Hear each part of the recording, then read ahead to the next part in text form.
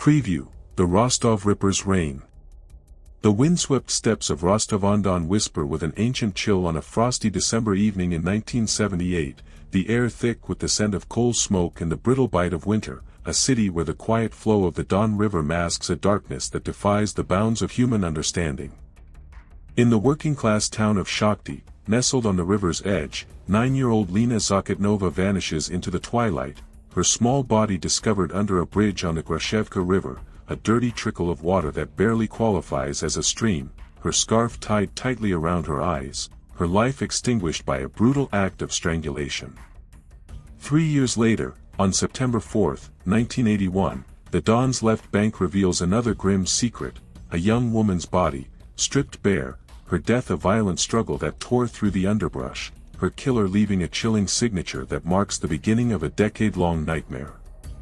From 1978 to 1990, a relentless predator stalks the Rostov region, his victims a haunting litany of children, women, and boys, their bodies discarded in the sparse forest strips along highways and railways, each bearing the same horrific wounds, a pattern of sexual assault, strangulation, and mutilation that earns the investigation the codename Operation Forest Strip. 5 chapters unravel this harrowing saga, tracing the terror from Shakhty's Mezovoy Lane, a notorious haunt of vagrants and outcasts, to the bustling central station of Rostov-on-Don, where the killer's shadow looms over every platform. Detective Issa Kostoev, a relentless investigator with a past forged in the crucible of Soviet hardship, leads a sprawling manhunt that spans hundreds of thousands of suspects, from railway workers to doctors, deploying undercover decoys, young women and teens posing as vagrants, along the killer's suspected routes, their every step a gamble with death. Kostoev consults a convicted murderer for insight, combs crime scenes for overlooked clues, and battles his own team's doubts, yet the Rostov Ripper remains a phantom, his kills a taunting dance of death that mocks justice at every turn, until a sergeant's sharp eye on a rural platform in 1990 spots a man who fits the chilling description, a gray hair clutched in a victim's hand, the final key to unmasking a devil. Can Kostoev finally end this reign of terror, or will Rostov's steps forever echo with the cries of the lost? Chapter 1: The Shadows of Shakhty. On the frozen banks of the Grashevka River, a little girl's life ended in terror, but what dark force in Shakhty began a reign of horror that would haunt Rostov for a decade? The frostbitten steppes of Shakhty stretch endlessly under a leaden sky on December 22, 1978, the air biting with the scent of coal smoke and the brittle chill of a Russian winter, a working-class town on the edge of Rostov-on-Don where the hum of coal mines echoes like a heartbeat through the sprawling, low-slung streets. Mezovoy Lane, a narrow strip at the town's outskirts, carries a reputation as dark as the coal that sustains Shakhty, its ramshackle houses and muddy paths a haven for vagrants, outcasts, and whispers of trouble. The 1970s Soviet decay stark in the cracked pavement and rusted street signs that line the lane. Under a P-bridge spanning the Grashevka River, a muddy trickle barely worthy of the name, a grim discovery shatters the morning stillness, the body of 9-year-old Lena Zakotnova, her small frame wrapped in a red coat, her eyes bound with her own scarf, her life extinguished by a ruthless act of strangulation, her school satchel discarded downstream like a forgotten relic of innocence. Who could commit such an atrocity? The townsfolk whisper, their voices low as they gather on the riverbank, the air thick with the scent of frost and dread. And what darkness has taken root in Shakhty? A town forged in coal and grit. Shakhty in 1978 is a town forged in coal and grit, its identity tied to the mines that burrow deep into the earth, its people hardened by the relentless labor that fuels the Soviet Union's industrial machine. The air hums with the rhythm of machinery, the ground trembling with the weight of coal carts, and the town smells of ash and sweat, a testament to the workers who've toiled for decades, their lives a cycle of shifts and sleep, their dreams tethered to the promise of a socialist future that feels increasingly hollow. The streets sprawl like a patchwork quilt, low and wide, a giant settlement rather than a city, its houses squat and weathered, the 1970s Soviet decay evident in the peeling paint and rusted fences that line the lanes. Mezovoy Lane, at the town's edge, is a place of whispers and shadows, its reputation a stain on Shakhty's working-class pride, the air thick with the scent of desperation as vagrants and outcasts drift through its muddy paths, their faces etched with the weight of survival in a town that offers little mercy. Lena Zakotnova, a bright-eyed girl with a love for music, walks these streets on December 21st, her red coat a splash of color against the gray backdrop, her school satchel swinging at her side, the air biting at her cheeks as she hurries home from lessons, her mind on a secret errand that pulls her away early. A witness, Galina Gurenkova, spots her at a bus stop near Mezovoy Lane, the air thick with the scent of diesel as the bus idles, Galina's eyes catching a fleeting moment that will haunt her, Lena, hesitant but nodding, speaking to a man in a red jacket, his glasses and hat giving him a scholarly air, a bottle of vodka peeking from his bag, his voice low and coaxing as they walk off together, disappearing into the lane's shadows.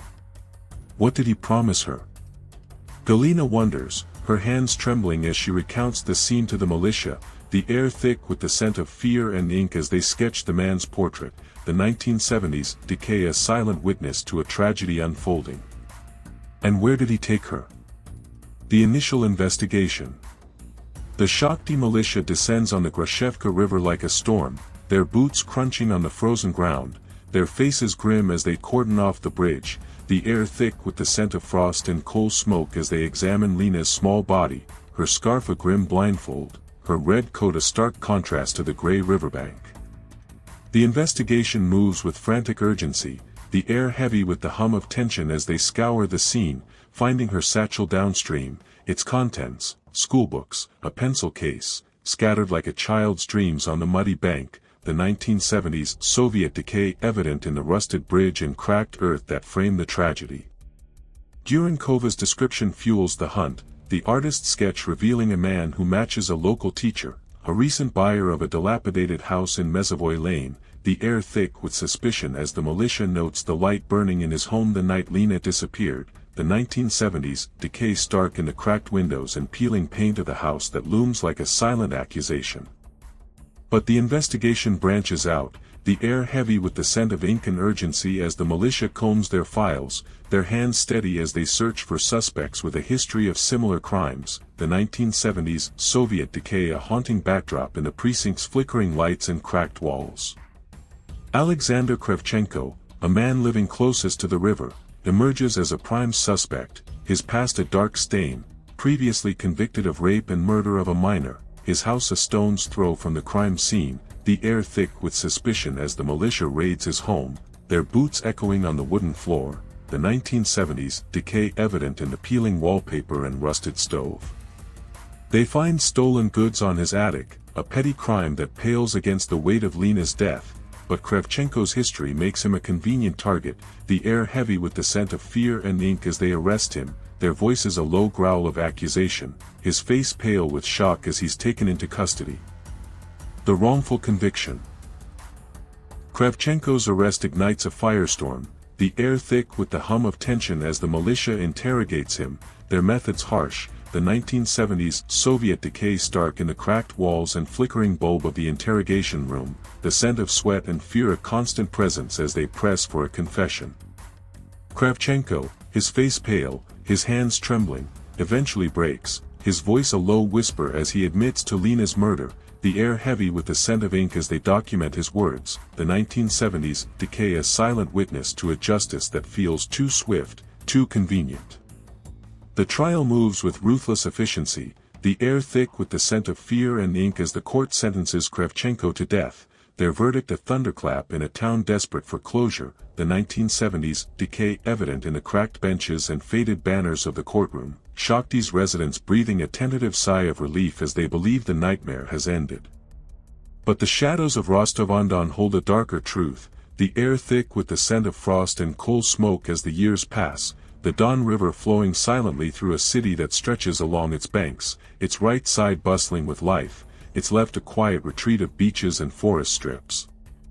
On September 4, 1981, a new horror emerges on the left bank, the air heavy with the scent of damp earth and decay as a woman's body is found, stripped bare, her death a violent struggle that tore through the underbrush, her killers mark a chilling signature that echoes Lena's murder, the 1970s, decay fading into the 1980s, chaos as Rostov-on-Don braces for a nightmare that has only just begun. Who is this killer? The militia whispers, their hands trembling as they survey the scene, the air thick with the scent of dread and earth. And how many more will fall before he's stopped? The next chapter will plunge deeper into the Rostov region's terror, as a series of murders unfolds, Operation Forest Strip takes shape, and a false lead, the case of the fools, threatens to derail the hunt for a devil who walks among them. Chapter 2, The Forest Strip Enigma. As Rostov-on-Don steps whispered of new horrors, a killer's signature emerged in the forest strips, but what false lead would derail the hunt for a devil who thrived in the shadows? The sun hangs low over the steppes of Rostov-on-Don on a crisp September morning in 1981, the air heavy with the scent of damp earth and the faint tang of the Don River, its waters glinting like a silver thread through a city that stretches along its banks, a patchwork of Soviet-era apartment blocks and sprawling greenery. On the river's left bank, a quiet retreat of beaches and forest strips, a grim discovery shatters the stillness, a young woman's body, stripped bare, her death a violent struggle that tore through the underbrush, her killers mark a chilling signature that echoes the murder of Lena Zakotnova 3 years prior in Shakhty, the 1980s, Soviet decay evident in the cracked pathways and rusted benches that dot the landscape. Rostov-on-Don, a city known as Rostov-Papa to the criminal underworld, hums with a dangerous energy, its reputation as Russia's second crime capital after Odessa a shadow that looms over every street, the air thick with the scent of coal smoke and the hum of tension as the militia grapples with a terror that defies comprehension. What monster stalks these lands?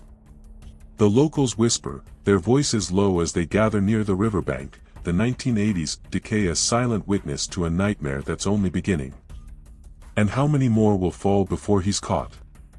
Rostov's dark underbelly. Rostov-on-Don in 1981 is a city of contrasts, its right bank bustling with the rhythm of Soviet life, factories, markets, and the central station where trains hum with the comings and goings of a restless populace, while its left bank offers a quieter escape, a place of beaches and forest strips where families picnic in summer, their laughter a fragile shield against the city's darker underbelly. The air smells of diesel and coal smoke, the ground worn by the footsteps of workers and dreamers, and the city's pulse beats with a gritty resilience, the 1980s Soviet decay stark in the cracked facades of apartment blocks and the rusted tram tracks that snake through its streets.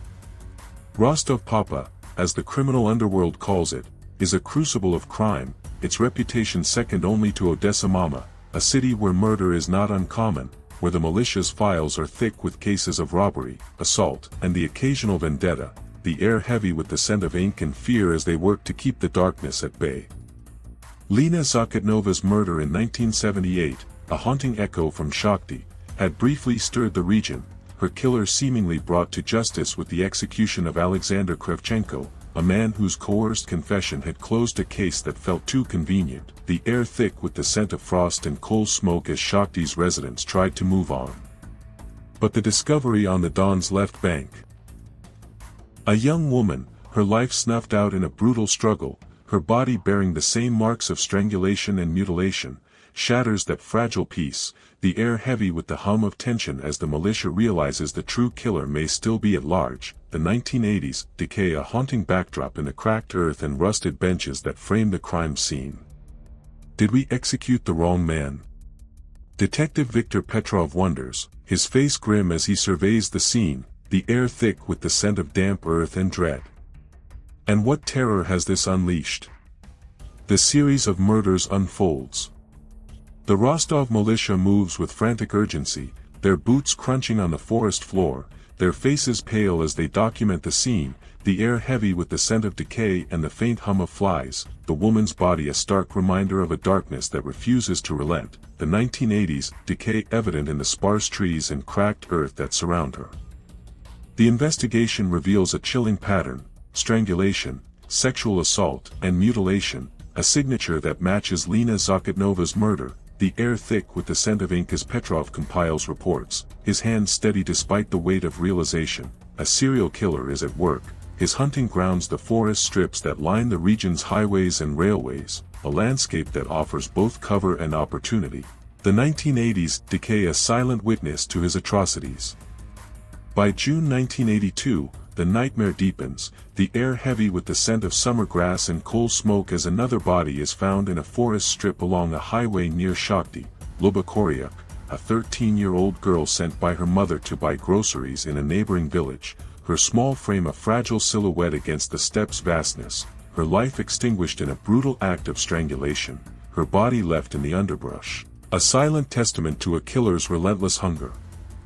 3 months later, in September, Ira Korobleva, a 19-year-old who fled home after a family argument, meets the same fate, her body discovered in a thicket a kilometer from Shakhty's railway station, the air thick with the scent of damp earth and decay as the militia combs the scene. The 1980s decay stark in the rusted tracks and cracked earth that frame her final resting place. How many more will he claim? Petrov whispers, his hands trembling as he documents the scene, the air heavy with the hum of dread. And where will he strike next?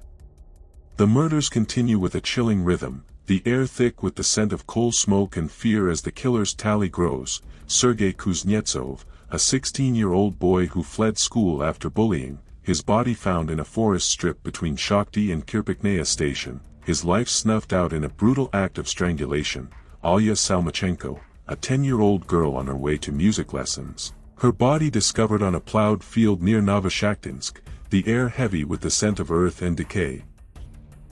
Irina Irenkova, a 13-year-old with a mental disability, her body left in Rostov's Park of Aviators. The 1980s decay a haunting backdrop in the cracked benches and rusted playground equipment that surround her. Each victim bears the same marks: strangulation, assault, mutilation, a signature that defies reason, the air thick with the scent of ink as the militia compiles a growing list of the dead. The 1980s decay a silent witness to a terror that knows no bounds. Operation Forest Strip and the Case of the Fools.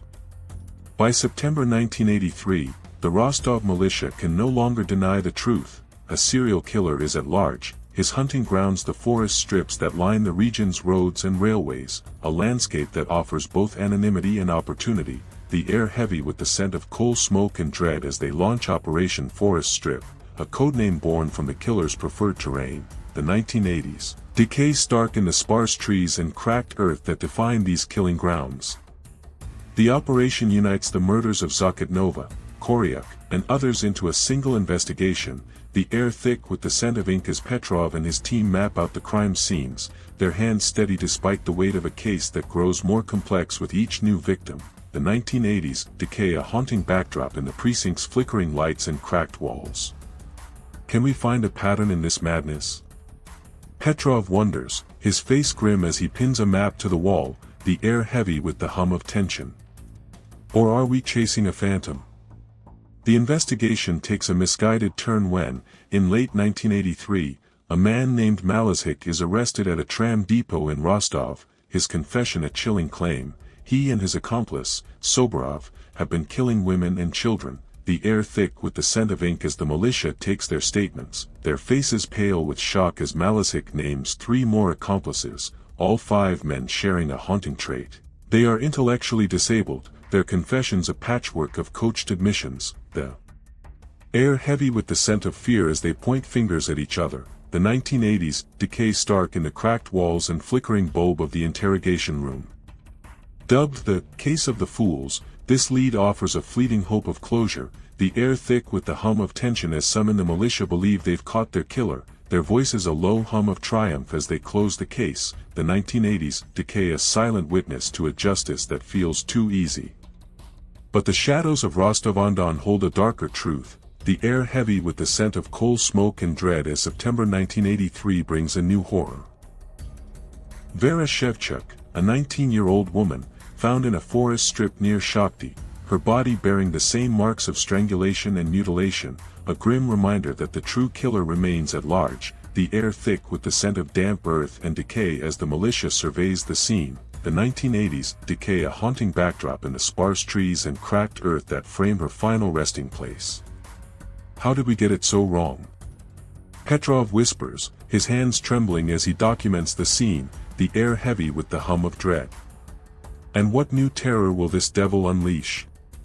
The next chapter will plunge deeper into the hunt for the Rostov Ripper, as Issa Kostoev takes the helm. The manhunt expands, and a chilling consultation with a convicted killer offers a glimpse into the mind of a monster.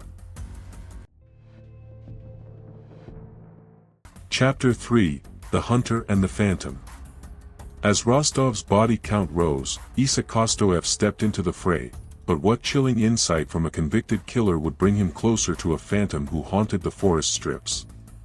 The streets of Rostov-on-Don pulse with a restless energy under a gray November sky in 1984, the air thick with the scent of coal smoke and the damp chill of the Don River, its waters a murky mirror reflecting a city that's become a crucible of fear.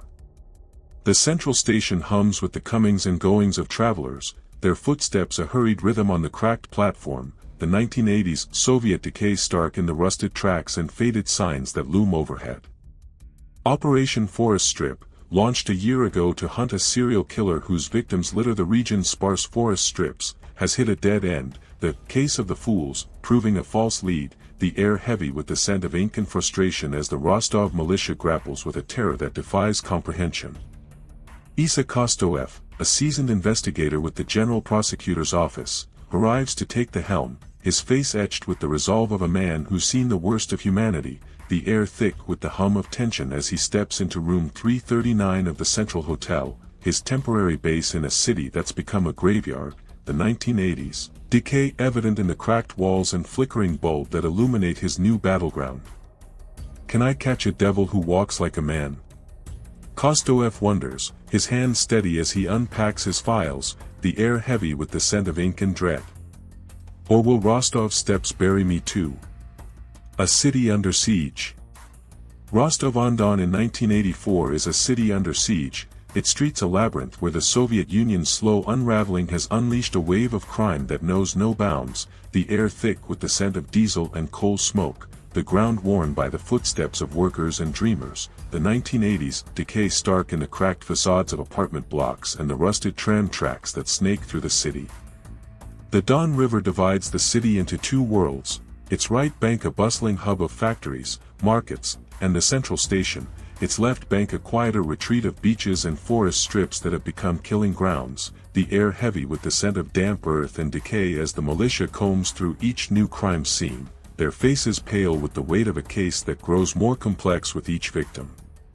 The Rostov Ripper, as the press has begun to call him, has claimed at least 7 lives since 1978, Lena Zakotnova, Luba Koryak, Ira Korobleva, and others, each murder marked by strangulation, assault, and mutilation, a signature that defies reason, the air thick with the scent of ink as the militia's files grow, the 1980s decay a silent witness to a terror that refuses to relent.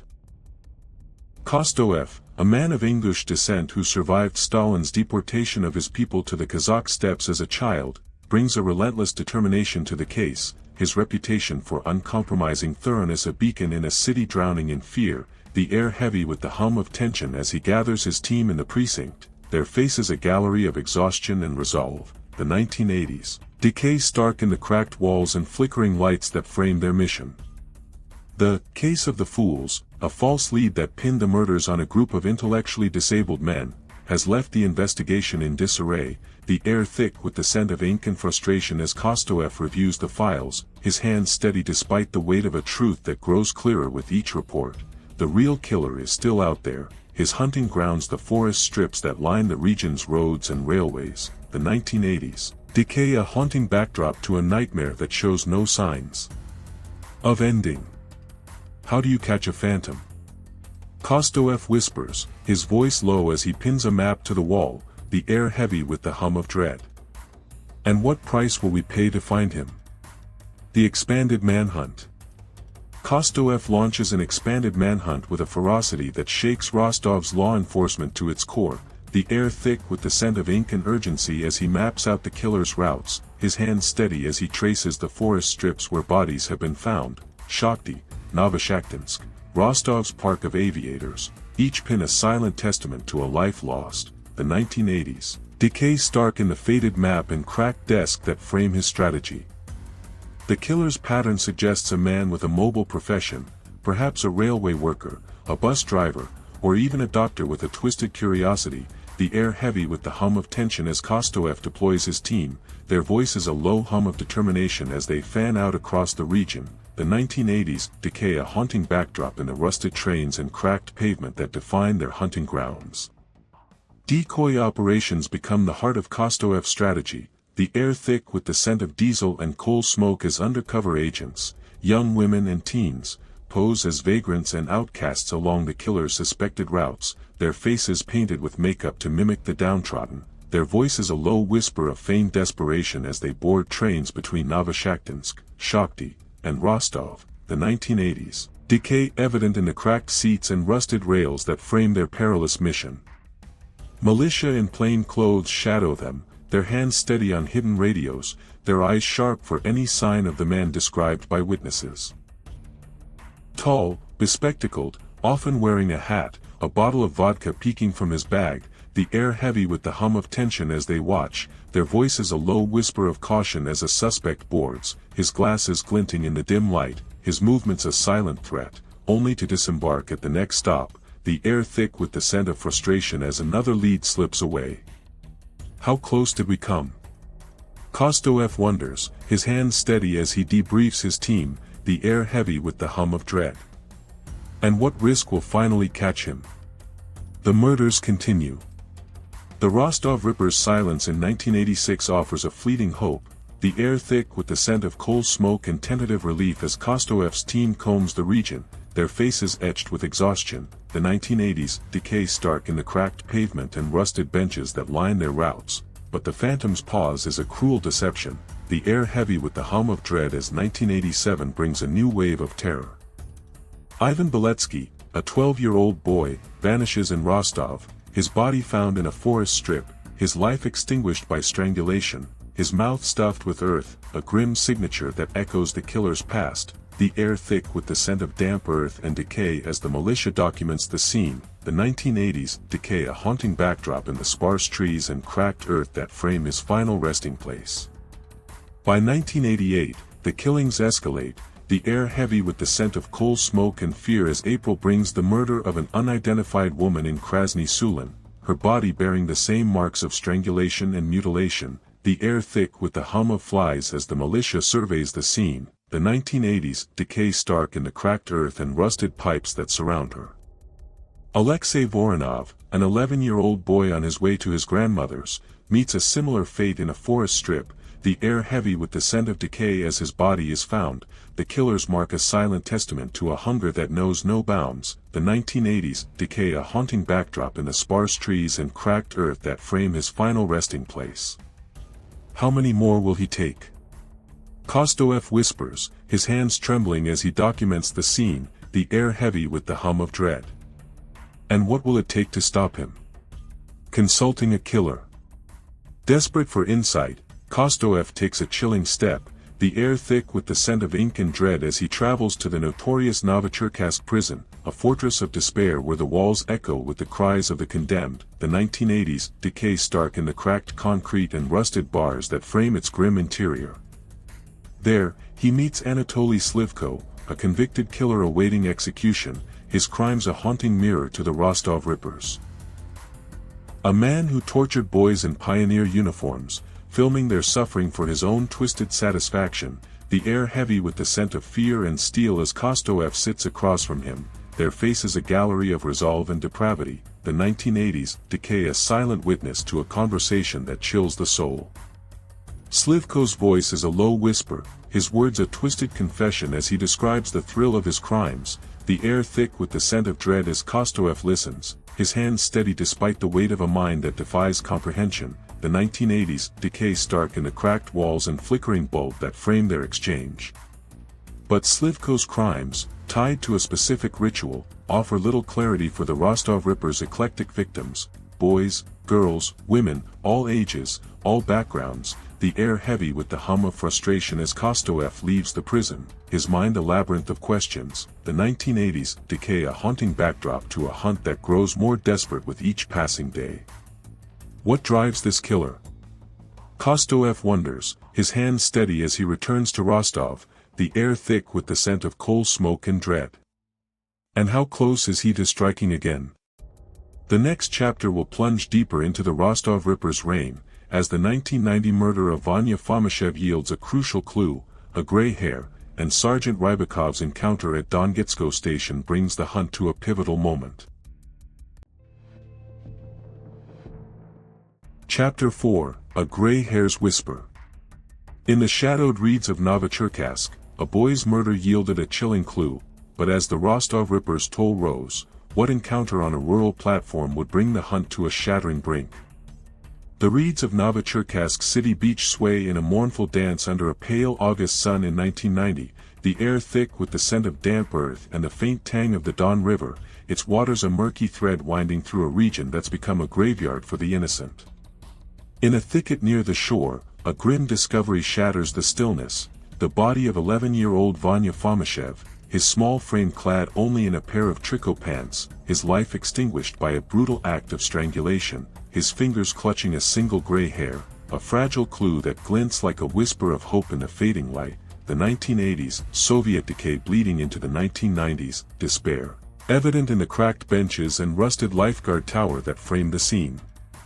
Rostov-on-Don and its surrounding towns, Shakhty, Novoshakhtinsk, Krasny Sulin, have been haunted for over a decade by a serial killer dubbed the Rostov Ripper, his victims a litany of children, women, and boys, their bodies discarded in the sparse forest strips along highways and railways, each bearing the same horrific marks of assault and mutilation. The air heavy with the scent of coal smoke and dread as the militia continues its relentless hunt, Operation Forest Strip, a desperate bid to catch a phantom who defies capture. What does this gray hair mean? Detective Issa Kostoev wonders, his face etched with the weight of a case that's consumed him for years, the air thick with the hum of tension as he examines the scene, the 1990s decay a haunting backdrop in the cracked earth and rusted pipes that surround the beach. And how close are we to the devil himself? Rostov's endless nightmare. Rostov-on-Don in August 1990 is a city trapped in an endless nightmare, its streets a labyrinth where the Soviet Union's collapse has deepened the scars of crime, the air thick with the scent of diesel and coal smoke, the ground worn by the footsteps of a populace that moves with the weight of fear, the 1990s decay stark in the cracked facades of apartment blocks and the rusted tram tracks that snake through the city.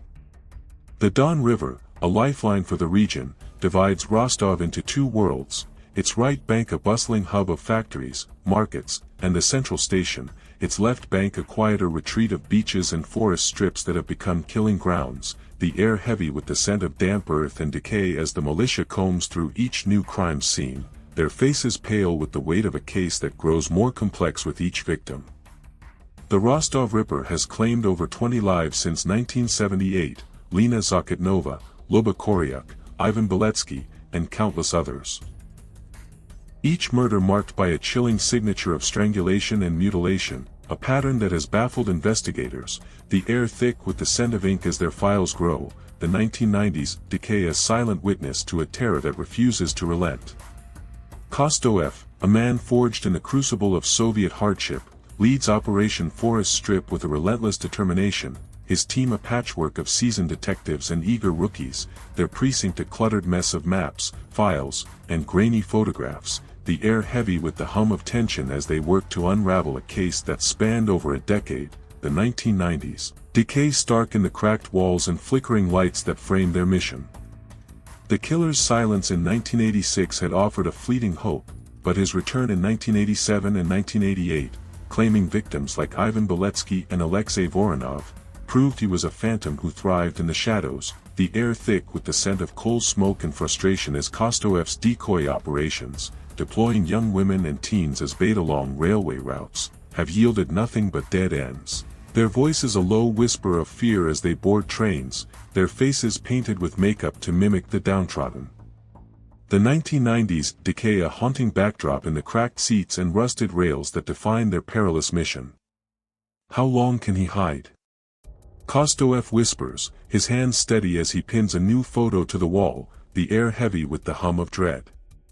And what new horror will he unleash next? The 1990 murders escalate. Vanya Fomishev's murder in August 1990 marks a chilling escalation, the air thick with the scent of damp earth and decay as the militia surveys the scene, the boy's small body a stark reminder of the killer's relentless hunger, his tricot pants a fragile remnant of a life snuffed out, the gray hair in his fingers a crucial clue that glimmers with possibility, the 1990s, decay evident in the cracked benches and rusted lifeguard tower that frame the beach. The investigation moves with frantic urgency, the air heavy with the hum of tension as forensic experts examine the hair, their hands steady despite the weight of a case that grows more desperate with each victim. The 1990s decay a haunting backdrop in the cracked microscope and flickering bulb that illuminate their work. The gray hair suggests an older suspect, a detail that narrows the search, the air thick with the scent of ink as Kostoev updates his files, his face grim with the realization that the killer may be closer than they've ever been. The 1990s decay a silent witness to a hunt that teeters on the edge of breakthrough. But the Rostov Ripper's reign continues unabated, the air heavy with the scent of coal smoke and dread as October brings new horrors. 2 bodies found near a rural platform in Krasny Sulin, a 16-year-old boy named Lomov and an unidentified woman, their lives extinguished by strangulation, their bodies left in the forest strip, a silent testament to a killer's unyielding hunger. The 1990s decay stark in the sparse trees and cracked earth that frame their final resting place. The militia combs the scene, their faces pale as they search for clues, the air thick with the scent of damp earth and decay as they find Lomov's clothing buried nearby, the woman's identity a mystery that haunts them. The 1990s decay a haunting backdrop in the cracked earth and rusted pipes that surround the site. How did he slip through our net? Kostoev whispers, his hands trembling as he documents the scene, the air heavy with the hum of dread. And who will he target next? Sergeant Rybakov's encounter. On November 6, 1990, Sergeant Igor Rybakov stands watch at the Dongetsko station, a rural platform in Krasny Sulin district, the air thick with the scent of frost and coal smoke, the platform a lonely outpost where the sparse trees of the forest strip cast long shadows, the 1990s decay evident in the cracked benches and rusted tracks that frame the scene. Rybakov, a young officer assigned to Operation Forest Strip, scans the horizon, his hands steady on his radio, his eyes sharp for any sign of the man described by witnesses, tall, bespectacled, often wearing a hat, a bottle of vodka peeking from his bag, the air heavy with the hum of tension as a train approaches, its whistle a mournful cry in the stillness. A man emerges from the forest strip, his silhouette a stark contrast against the pale sky, his tall frame and glasses matching the killer's description, a sports bag slung over his shoulder, the air thick with the scent of frost as Rybakov watches, his hands steady despite the weight of suspicion. The 1990s decay a haunting backdrop in the sparse trees and cracked earth that frame the man's path. The bag catches Rybakov's eye, too soft for gathering mushrooms, a common activity in the area, the air heavy with the hum of suspicion as he approaches, his voice a low command as he identifies himself, militia. Documents, please. The man complies, his face calm, his glasses glinting in the dim light, a faint smudge of dirt on his cheek, his clothing speckled with twigs as if he'd been lying in the underbrush, the air thick with the scent of damp earth as Rybakov examines his passport, the name Andrei Chikatilo a whisper of possibility. The 1990s decay stark in the cracked platform and rusted tracks that frame their encounter. Is this the devil we've been hunting? Rybakov wonders, his hands trembling as the man boards the next train, the air heavy with the hum of dread as he files his report. The 1990s decay a silent witness to a moment that could change everything. The next chapter will plunge deeper into the Rostov Ripper's final unmasking, as Andrei Chikatilo is identified, arrested, and Rostov confronts the trauma of a decade-long nightmare, leaving a lingering question about justice and healing. Chapter 5, The Devil Unmasked. On a rural platform in Krasny Sulin, a sergeant's sharp eye brought the Rostov Ripper into focus, but as Andrei Chikatilo faced justice, what scars would Rostov bear from a decade of terror? The frostbitten platform of Dongetsko station in Krasny Sulin district stands like a sentinel in the pale November light of 1990, the air thick with the scent of coal smoke and the brittle chill of a Russian winter. the sparse trees of the nearby forest strip casting long, skeletal shadows across the cracked pavement, the 1990s Soviet decay stark in the rusted tracks and faded signs that frame the lonely outpost. Sergeant Igor Rybakov's report from November 6, a fleeting encounter with a tall, bespectacled man named Andrei Chikatilo, his glasses glinting, his sports bag a suspicious anomaly, his clothing speckled with twigs, has landed on Detective Issa Kostoev's desk, the air heavy with the hum of tension as the General Prosecutor's office in Rostov-on-Don buzzes with a renewed urgency, the 1990s, decay evident in the cracked walls and flickering bulb that illuminate Kostoev's office. Operation Forest Strip, a decade-long manhunt for the Rostov Ripper, has claimed over 20 lives since 1978, children, women, and boys, their bodies discarded in the forest strips along highways and railways, each bearing the same horrific marks of strangulation and mutilation, the air thick with the scent of ink and dread as Kostoev reviews the report, his hands steady despite the weight of a breakthrough that could end a nightmare. Is this the devil we've hunted for so long? Kostoev wonders, his face etched with the resolve of a man who's seen too much, the air heavy with the hum of anticipation. And what will justice cost a city already broken? Rostov's decade of dread. Rostov-on-Don in November 1990 is a city scarred by a decade of dread, its streets a labyrinth where the Soviet Union's collapse has deepened the wounds of crime, the air thick with the scent of diesel and coal smoke, the ground worn by the footsteps of a populace that moves with the weight of fear, the 1990s decay stark in the cracked facades of apartment blocks and the rusted tram tracks that snake through the city. The Don River, a lifeline for the region, divides Rostov into two worlds, its right bank a bustling hub of factories, markets, and the central station, its left bank a quieter retreat of beaches and forest strips that have become killing grounds, the air heavy with the scent of damp earth and decay as the militia reflects on a case that has haunted them for over a decade, the 1990s. Decay a haunting backdrop in the sparse trees and cracked earth that have borne witness to the Rostov Rippers. Atrocities. The killers tally, Lena Zakotnova in 1978, Vanya Fomashev in 1990, and countless others. Has left a trail of grief that stretches from Shakhty to Novoshakhtinsk, each murder a scar on the region's soul, the air thick with the scent of ink as the militia's files grow, the 1990s decay a silent testament to a terror that has refused to relent.